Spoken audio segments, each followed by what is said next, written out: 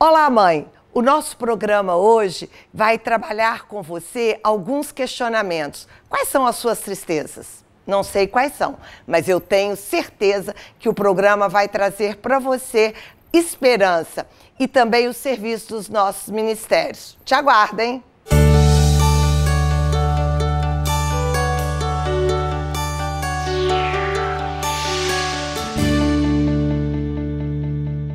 Olá, mãe! Mais um Papo de Mãe que Ora. E hoje nós vamos conversar sobre uma coisa que tem incomodado o meu coração. Nos grupos, a gente tem visto muita mãe triste e cansada. E isso tem doído o meu coração, porque quem é cristão sabe que a alegria e a esperança faz parte. E aí, Mônica, o que é tristeza, né? A tristeza, normalmente, ela está muito direcionada a um cuidado. Quando você não é cuidado, você acaba ficando muito triste. E a mãe tem essa característica de cuidar. Mãe cuida de todo mundo. Mãe acorda cedo, cuida do filho, faz o café, põe o marido para trabalhar. Mas a mãe fica muito triste. Porque normalmente o filho não tem aquela paciência de cuidar, o marido não tem a paciência de cuidar e ainda tem a dificuldade do dia a dia. E quando essa mãe não está em oração, a tendência é ela com aquele lado negativo. Ela vai ficando triste, vai ficando murcha. E muitas das vezes a mãe acaba não conseguindo nem orar por conta dessa dor e dessa tristeza. E é interessante, gente, porque nós temos emoções desordenadas.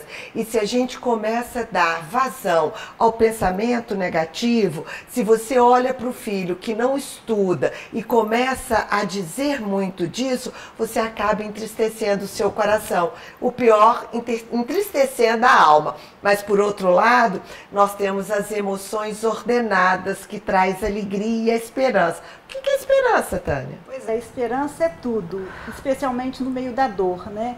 A esperança é a vitória no meio da dor, é você confiar em Deus, né? Suportar aquele sofrimento, igual Maria suportou, né? Vendo o seu filho, né? Como ela falou, eu confio em vós, Senhor, diante todo aquele sofrimento, suportou pacientemente e alegre. Então é esse o conforto que a esperança nos dá, né? Se você segurar na mão de Deus, você vai aguentar, é através da oração, né, da participação dos movimentos da comunidade, e com alegria no coração. Eu acho que a esperança é você crer que a fé, ela existe. A fé remove montanhas, né? A fé remove montanhas, então a esperança é muito ligada. Eu creio que o Senhor vai fazer o melhor. Ou seja, a tristeza eu não vejo a luz no fim do túnel. A esperança eu abro espaço para a coisa boa acontecer. E as mães estão muito sem esperança. E nós vivemos o Hosana lá, que deu o Romanos 2, né, a palavra em Romanos 12, diz algo muito legal, que nós temos que ter esperança, sermos fortes e termos oração no momento de tribulação. São os 3 pré-requisitos: termos esperança, sermos fortes e estarmos em oração. E é engraçado isso, tia, porque não adianta eu estar em oração e não ter esperança. Porque tem muita mãe que fala assim, mas eu rezo tanto e parece que Jesus não me escuta. Cadê a esperança? E ser forte, e muita gente fica triste por causa disso. A tristeza vai vindo assim, mas eu rezo. Gente, nada está acontecendo. E aí falta essa esperança, né? E é suportar mesmo a dor, né? Da certeza da vitória, né? Que o tempo é de Deus. Quando a gente acredita que Deus tira um bem maior do sofrimento, a gente suporta com mais facilidade. E esse suportar com esperança também, a gente sabe que tem tempo marcado, a gente só não sabe o dia correto. E com alegria, né, Ângela? Quando você está com Deus, você pode sofrer, mas a alegria está no seu coração. E a gente sabe, né, Tânia, principalmente na área da psicologia, que a tristeza adoece as pessoas fisicamente. E a alegria traz muitas curas de doença. Por quê? Porque o próprio organismo começa a criar anticorpos. Por isso a importância de estar sempre agradecendo, né? Porque você rememora o bem que você recebeu, né? E aí você volta a sentir tudo aquilo, né? E no movimento, nós começamos a detectar algumas necessidades específicas, algumas dores específicas, e a partir daí nós criamos alguns ministérios. Quais foram essas dores aí, Camila? Pois é, foi um momento que a gente saiu do nosso próprio umbigo e começou a olhar para o lado. E quando a gente olhou, isso também é um jeito, porque às vezes o nosso problema é sempre maior do que o do outro, né, mãe? O meu, quantas vezes já me senti triste. E quando a gente olha para o lado e vê os problemas dos outros, às vezes a gente fica até com vergonha de falar do nosso problema. Aí vem a grande graça de louvar e agradecer. E no movimento Mães que Oram pelos Filhos, a gente começou a ver a necessidade de muitas mães que precisavam se tratar no ponto de vista emocional, se curar da sua tristeza e também aprender a lidar com situações que estavam vigentes na sua vida, onde criou-se o Ministério para oração pelos filhos encarcerados, por exemplo, que esses dias a gente recebeu uma carta linda de um presidiário de São Paulo, que nos mandou uma carta dizendo que o que sustenta ele na prisão é a oração da mãe dele. Né? Porque nenhuma mãe deseja isso para um filho, né?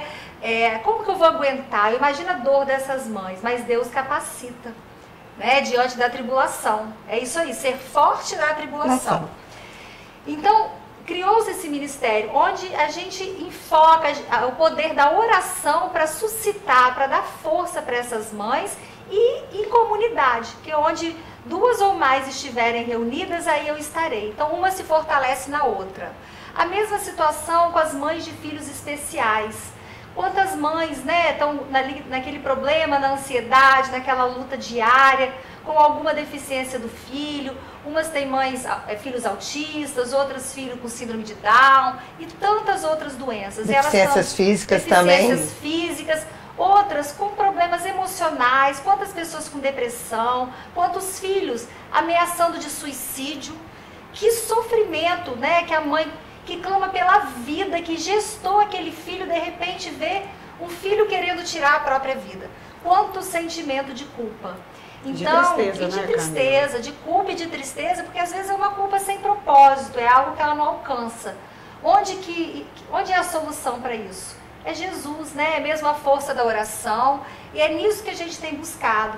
Não só a oração pelos filhos, mas aí também a fortificação dessas mães. Porque muito mais que a minha oração pelo seu filho, é a oração da própria mãe pelo filho dela. Mas para isso ela precisa estar fortalecida em Cristo.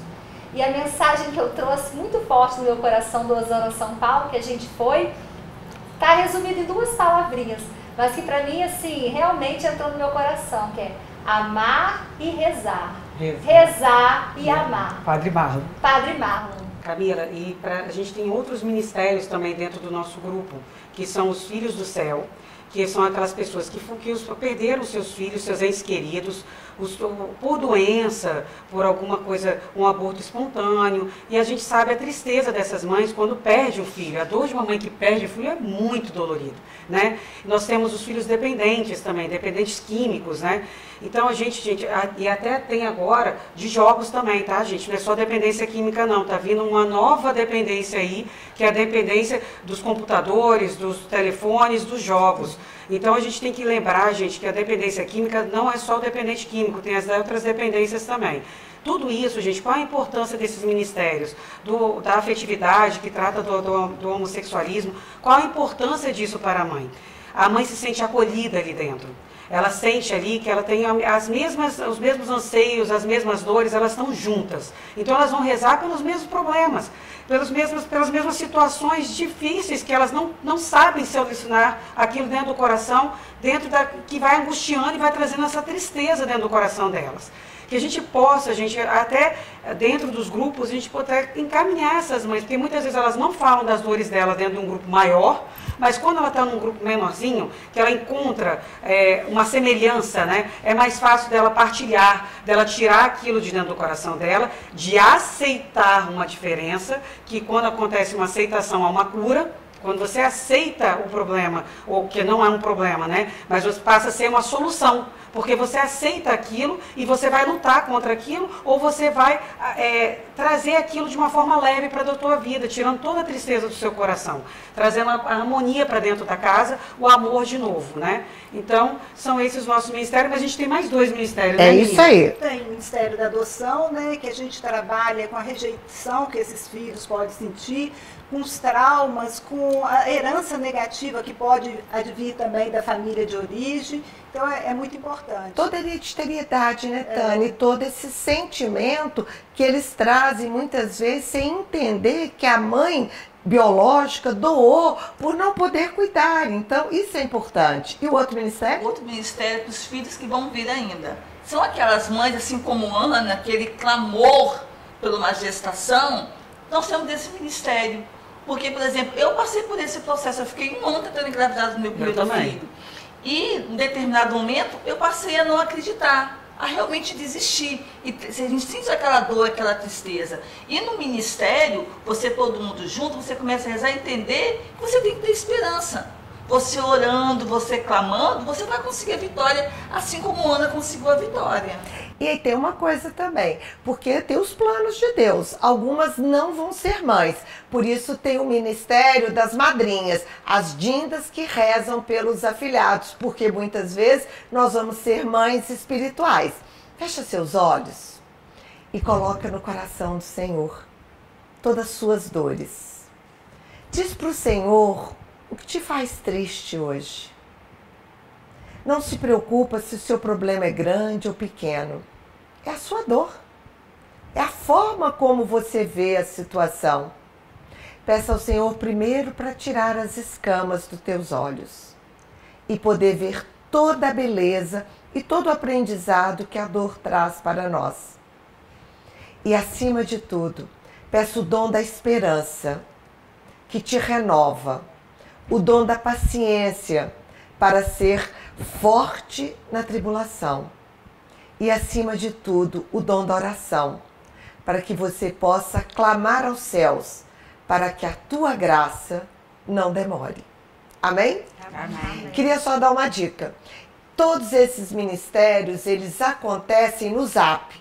Então, você olha lá no nosso site, o número do telefone da coordenadora, e essa coordenadora vai te colocar nesse grupo. Não é um grupo de mútua ajuda, apesar das pessoas se ajudarem, mas acima de tudo é um grupo de oração, porque tudo pode ser mudado pela força da oração. Eu creio. E eu quero falar aqui agora também com você, mãe, que tem um filho no leito de hospital, no leito de UTI, porque o mais novo ministério das mães que oram pelos filhos é o que acolhe a você que está sofrendo, que está triste por um problema de saúde que causou uma internação do seu filho. Então esse contato também vai estar lá, está no nosso site www.mãesqueoram.com, e esperamos vocês para rezarmos juntas, seja qual for a sua tristeza, entregue aos pés da cruz de Jesus. Tem um ministério também que é preventivo. Nós temos o ministério da escola. As escolas tiraram Jesus e nós estamos levando Jesus com os grupos de mães que oram dentro da escola, prevenindo as grandes tristezas das mães. Verdade, a gente esqueceu. É isso mesmo, porque graças a Deus são tantos ministérios que não é que a gente esquece, né? Mas é que a gente fala todo mundo ao mesmo tempo. Mas seja qual for a sua tristeza, a sua situação, as mães que oram pelos filhos te acolhem e estarão junto com você. Então, inscreva-se no nosso canal, Mães que Oram pelos Filhos Oficial. Curta e compartilhe. Isso aí, curta, compartilhe e vamos junto, né? E ajude outras mães também a serem evangelizadas. Juntas somos mais fortes. É isso aí, até a próxima.